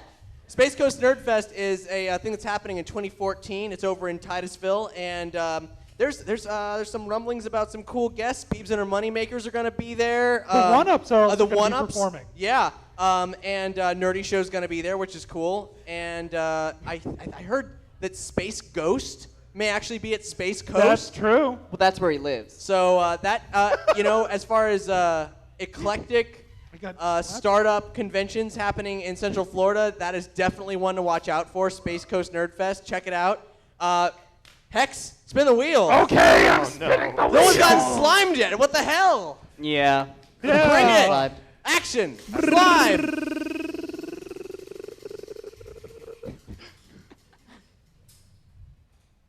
Role reversal. So you're interviewing us now. Okay. That's gonna be fun for you. Hey, Nerdy Show people. Hey, Shammers. Why are you wearing marshmallow suits? And you can't say it's because of the slime thing. Oh, jeez. Wonka I like vision. his answer. Wonka vision. This isn't a good look? No. Just No, it is not. Have you heard I of a thought band baggy called clothes Yip were in, Yip? man. Are you like It's a are you suicide pact. are you clan members whose application was denied? Whoa. I'm sorry. That got dark. Too soon. And the answer is yes. The answer is yes. What? No. That is incorrect. Oh, is that So- no? I mean no. All right, Sorry. gentlemen, in 3 words or less, what do you do most with your free time? Go. Masturbate. That's 3 syllables. Let's give it up for Cap. I assume that's the answer all around. Cap took mine. I'm sorry? Cap took mine. So. Cap Toad Pine? Cap took mine. Oh, Cap took mine. Damn it, Cap. Next. geez. It's a catch-all. Sex with ants. Sex with ants. All right. Let's hear it for Not, sex with sex ants. with not like your aunt and your uncle ant, but like the little tiny creatures that want to go in your urethra ant. Sorry. That experience it's on some other thing you can listen Yeah. to. Aaron, free Aaron, time. wait, 3 words or less. What do you do with most of your free time? Read comic books. Read comic books. Hey! I mean, what? That's the actual a legit no-brainer. answer. Yeah. I mean, what do you think I do? The first legit answer. Hammer, spin that wheel. I'm going to spin the wheel. Oh, bring this with you. You'll need it. I hope you get slimed really I hope. badly. No. Come on, slime. Oh, Someone's look at getting Tony slime being a tonight. little Vanna up there. Your adorable Vanna. Magic word. Oh, shit. Shammers, what's our magic word going to be? If we screw up and say the magic word, then we have to get slimed. Nerd. Oh, shit. Nerd, okay. Yeah. Oh, shit. That's you sons of bitches. You sons of bitches. I said it. You Oh, didn't I didn't say it. You said it. Oh, jeez. Oh, no. Well. I was asking for that. But hey, the thing about this penalty is that it still applies. This does not erase the curse. Should we remove the mic? I'm just going to sit over here just in case. You know. My body is ready. You do it slowly? You can do it slowly? Just go for it. 3, 2, 1. Slime time. Woo!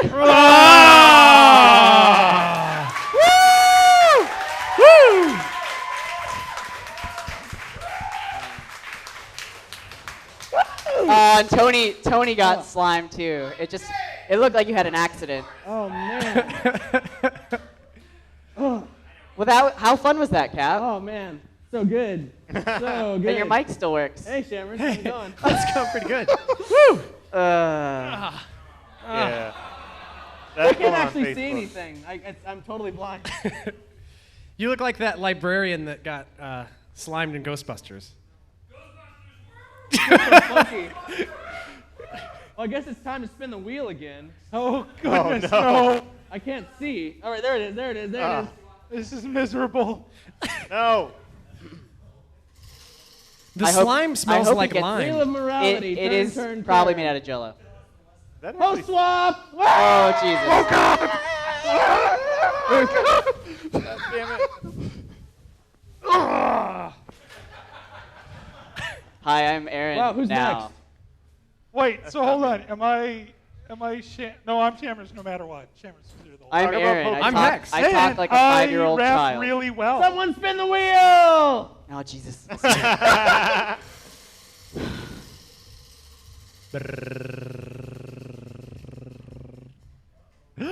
no. Another magic word. Oh my God! The word is butt. The word's gonna be butt. So is that the noun or the Either. conjunction? Both. Either. Phonetically, those Yeah. things We'll argue put about it. together. You could say the double T or the one T. It doesn't matter. It's both. Either. It's Yeah, yeah. sonically similar. Oh, God. All right, Shammers, I remember. Oh. What's happening? I remember the first It should time be okay, it'll be I ever saw okay. you perform. It was at Nerdapalooza 2000. Oh! You said the first magic word. What festival did you see me at? Hold on. Hold the fuck on. That is compound word. We didn't. You know, it's still in there. Judges say it's a new word.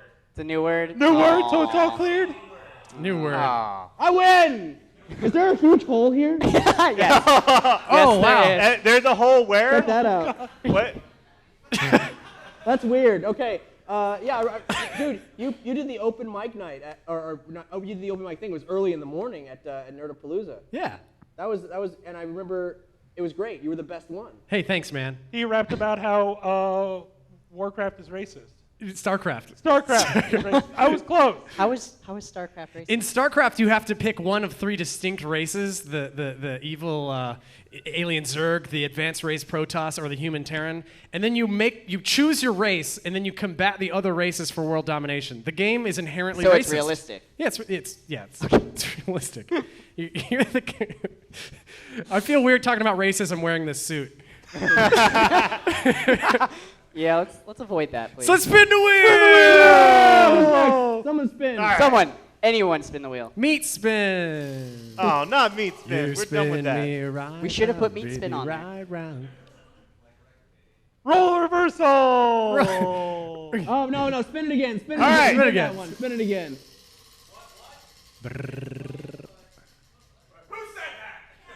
Oh, fuck. All right.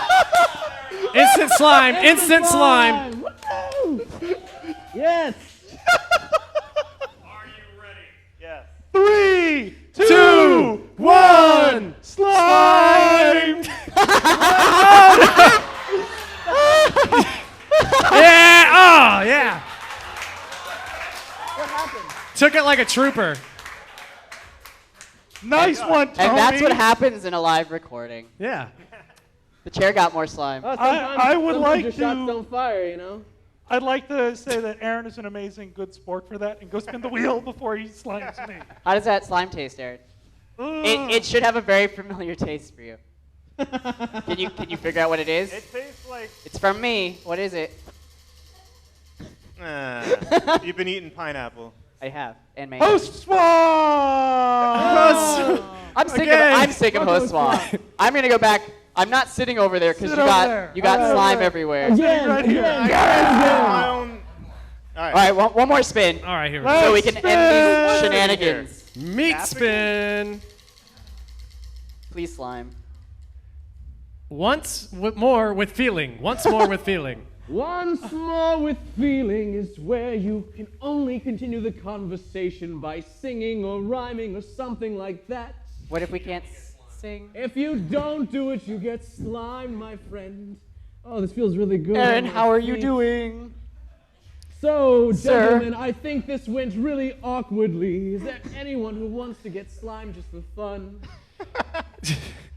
Not I. What was the magic Look word at again? my feet, all covered in slime. But Don't feel bad. Oh shit! He said butt. Oh! You're gonna get slimed.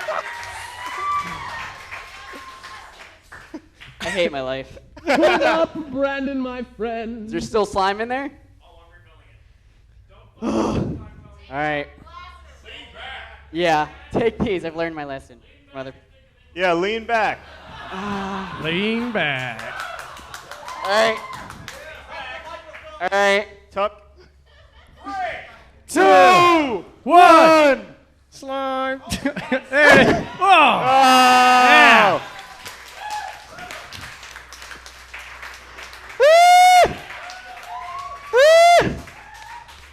All right. It's so cold. Why is it so cold? It burns us. Oh.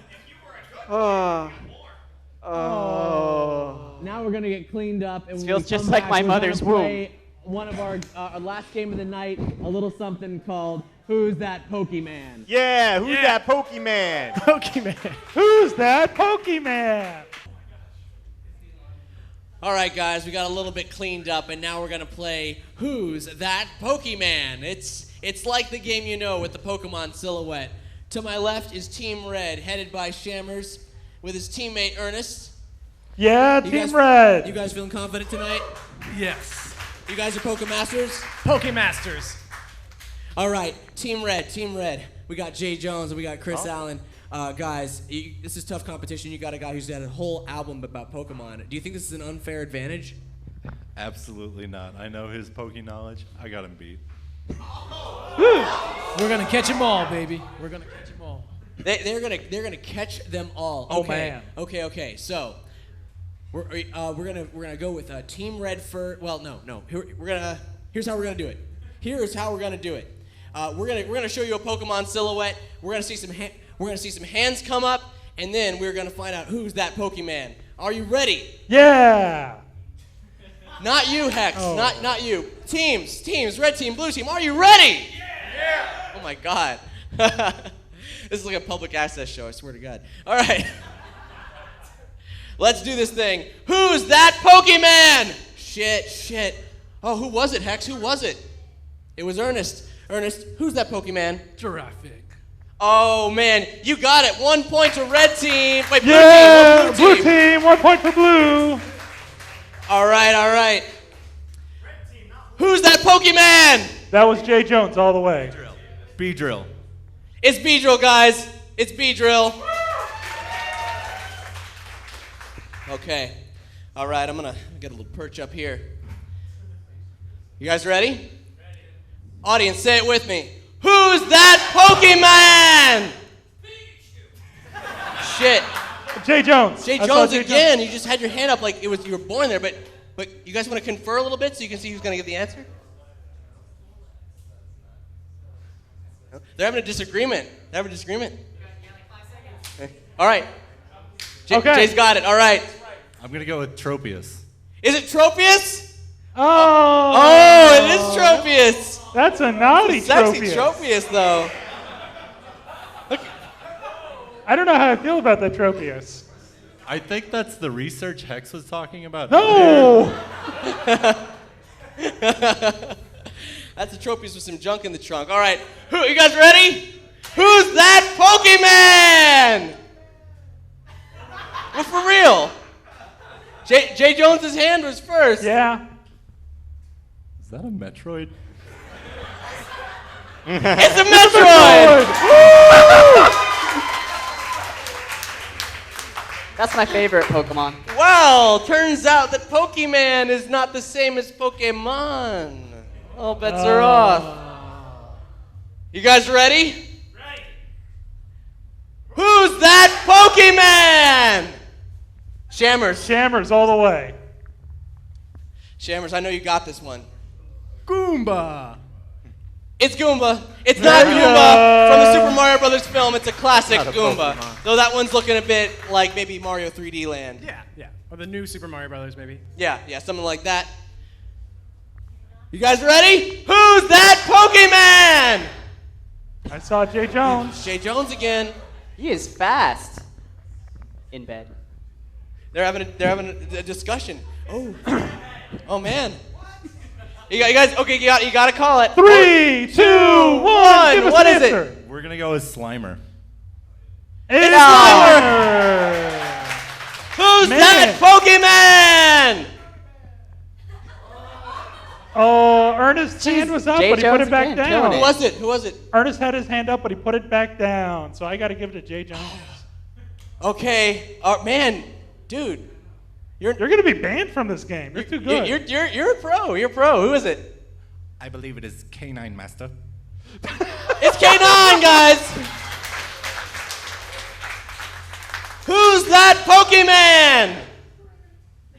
That was straight up at Jay Jones again. What the hell, dude? Do you want to give the answer? All right. It's Abe. It is Abe from Oddworld. Yes. Man, oh my come God. on, Team Blue. You're dying. Team Blue. What are your thoughts right now? This is what butt. I said the word. This is what butt raping feels like. You want to get slimed? No, I'm good. Okay, because we got more clean suits. Blue team, I'm dying, squirrel. Okay, blue team, do not fuck this up. Okay? Okay, 3, 2, 1. Who's that Pokemon? That was Chris Allen. It's over there. Yeah, it's the face hugger from Aliens. It's the face hugger from Aliens. It is the face hugger from Aliens. All right. What the hell, Blue Now, team? just so the audience at home knows, these are in fact getting harder, slowly but surely. So, tell that to Red Team. allegedly, they're allegedly getting harder. 3, 2, 1. Who's that Pokemon? Shammers. Shammers. Little. You got a couple seconds. Is that Goliath, the gargoyle? Oh man, you got the gargoyle right, but no, sadly not. Can Red steal? No, Red cannot steal. It's just a straight up Okay. failure. Or from Marvel vs. Capcom. Either or. Yeah. Well, what's that gargoyle from Ghouls and Ghosts name? Oh, see that part? I don't remember. It's Firebrand, guys. The audience got it. Points to the audience. All right, 3, 2, 1. Who's that Pokemon? Ernest. He has his hand up. All right, man. What is it? Is that Ed from Mega Man? Yes, it is Eddie from Mega Man. Whoa! You did it! I don't remember how many slides there are. I'm not even sure if you can win at this point, but keep fighting, man. Keep fighting. Fight the good fight. 3, 2, 1. Who's that Hold on. Pokemon? You're showing It's Eddie. Oh, shit. I screwed up. It's Dupe. It's Dupe. You know what? We got to go on the next one. I screwed up. Sorry, guys. 3, 2, 1. Who's that Pokemon? That was Jay Jones. Jay Jones. Is it Stimpy from Ren and Stimpy? Scumco's finest. Stimson J. Cat. You got an eye on you, boy. That smack talk was totally worth it in the beginning now. Totally was. All right, 3, 2, 1. Who's that Pokemon? I saw Jay Jones. I kind of want to see what Shammers' answer is. Are you okay to forfeit? Because I want to see what his answer is, because I think he's wrong. Challenge. Oh. We'll allow it. It's from My Little Pony. Yeah. Specifically, which pony? They all have these really cutesy names, like cutesy and furry and sparkles and Ponyta. It's a Ponyta. It's Derpy Hooves. Woo! Or whatever her real name is. We all know her name's Derpy. We all know that. 3, 2, 1. Who's that Pokemon? Oh. Chris, you said that can't be.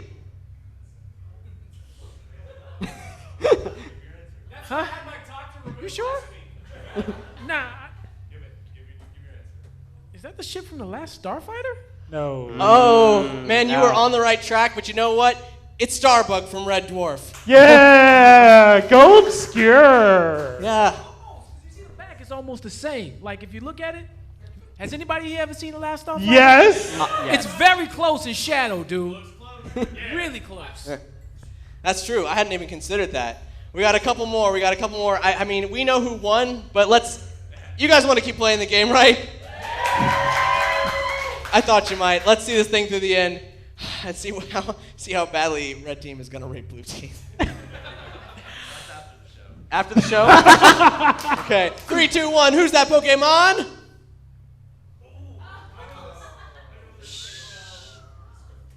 Oh. Are we allowed to give a hint? No. No hints? Shammers. Is that one of the things from Men in Black? No. Oh, is it a worm from Men in Black? No. I either thought it was the roach from Men in Black or like a stripped down version of Kerrigan, Queen of Blades. Should we ask the audience if they know? Hold on. Hey! How about the second place from the eating competition come here? Come on down. What is it? What come is on it, down, Josh? second place. What you got? We can't hear you on the mics unless you come on down. What do you have, sir? Da da da da da da da da da da. Come down here. Who is that silhouette? Who's that Pokeyman? It's Jabba's little monster thing. That is the best answer. You came all the way down here to give me Jabba's little monster. It's fucking Salacious Crumb, dude. Salacious Crumb. Salacious Crumb. Have you seen Star Wars? You didn't. I was gonna say the fucking name. I wanted to lead up to it. Oh. I love Boo. You made me look bad. Get out of here. I don't need you no more. Can't even finish a sandwich. Okay. 3, 2, 1. Who's that Pokemon? It's the last one, and it's a hard one. Yeah, it's a real hard one. If you get this one, you win. No. Yep. New rule. Blue team, get this, so you win. We will award how many points? 10. 10 points for this. It's a 10-point. It's a 10-point Pokemon. 10-point Pokemon. Do you want to lose by 15 points or win by less than 15? Math. You're good at math. All right. You guys got nothing?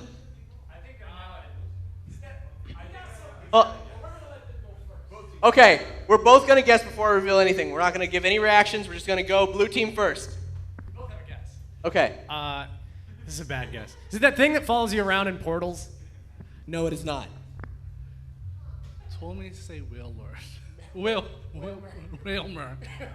No, it is not. Nope. Red team, can you win by a landslide again?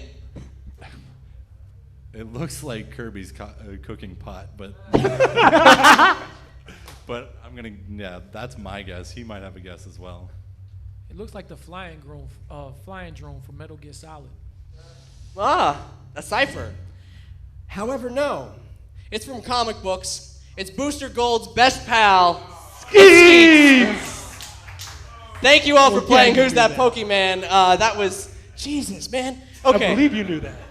Can someone bring the prizes over here? We gotta dispute some prizes. We got. Oh yeah, here we go. Okay, red team. They had Shammers on their team. In theory, they had an advantage. In theory, how does it feel to win? I feel like Jay Jones. Feeling Jay Jones. Jay Jones, how does it feel to be Jay Jones? Another day in the life. Nice. Okay, Hex, pass me that long box. You can't take some of that. It doesn't belong to you. I am totally taking some of this. This is not in here anymore. Put it back. Put it back. All right, guys. You don't even have a VCR. You don't deserve that. Coming out of this long box. Oh, shit. Coming out of this long box, we got for each of you Squaresoft PlayStation Collector's Video, Final Fantasy VII, Saga Frontier, some classics on there. Oh, but wait. This is Who's That Pokemon. We gotta have some Nintendo representation. You guys can choose between Diddy Kong Racing VHS or the Nintendo 64 launch date VHS. Exciting. Exciting, I know. Here, I'll let you guys It may fight have for a that. title you know on it. Here's something cool. These come from Bethesda. This is a kit of portable speakers, portable Bethesda speakers. They fold out. They're made of cardboard and metal and copper wires. They're speakers. They're cool. They're decorative. Bethesda speakers. Open them up. See what they do. It's hard to explain. And then I got Rock Band wrist guards.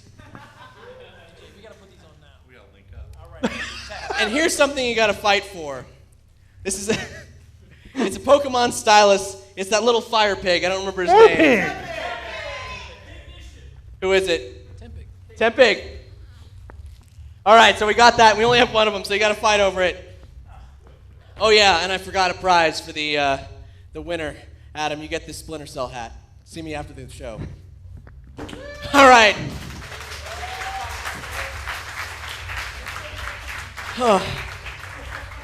Holy shit. Wow, we fought our way here, didn't we? This has been a heck of a battle. Guys, thank you so much for playing. Let's get the cast back on this couch.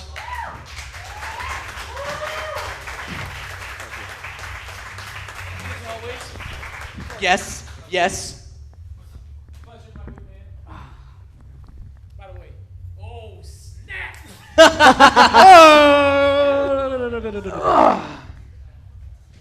All right, guys, and now we have some sensual entertainment for you. I'm going to introduce Channing of Derpy Show and Skill Focus Burlesque. We got a performance happening right here. Let's clean this place up a bit. Hey, how we doing, everybody? So, I'm gonna sit down. Ooh, I feel like I'm on Snick. Was that already said? It's Saturday night, right? That's fair, right? Yeah, this is all that and a bag of potato chips. Anyway, we've got something fun for you guys coming up. We actually have Seth, who was our third place loser from the Destroyer Challenge earlier, and he is currently wearing 10 Wesley Crusher sweaters. The Cosby sweater, you know what I'm talking about? Now, this is his punishment for not eating the entirety of the Destroyer. He's been out there for a few minutes. He's actually probably overheating pretty drastically at the moment. So we're gonna get him out here in just a few moments. This is his punishment. So if you guys would please give a big round of applause, we're gonna start some music. Helping him out is gonna be Miss Terry Guest and Ivy Daniels. Please give a big round of applause for Seth! Seth, come all the way over here. This is where the sweet spot on the camera is. Come all the way back here. All right, when that music hits, you know what to do. And ladies, if he needs some encouragement, feel free to help him out a little bit.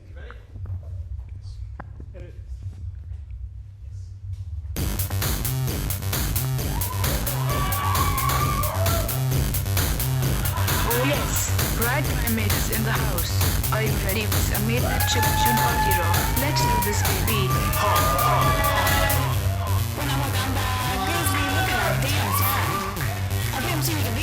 Walking on the street of a new freak, yeah. This is how the world and no purpose down the trouble. Roll through with the dance floor, like we're still got the blow. Good with that body, good with that body, good with that body. I work out. Good with that body, good with that body, good with that body. I work out, and I smile. This is what I see. Everybody stops and they stare at me.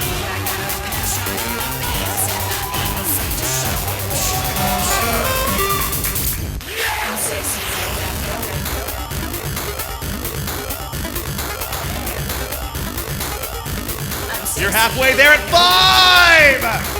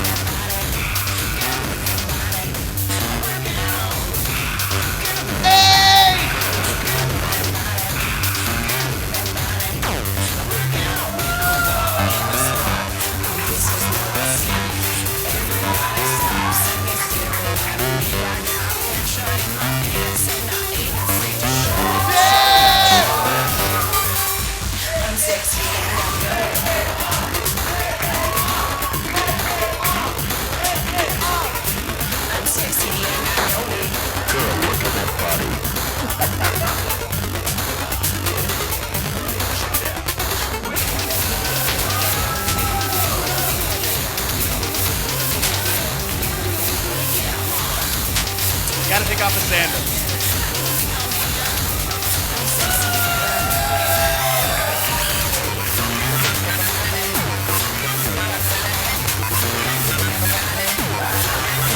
Ladies and gentlemen, Seth!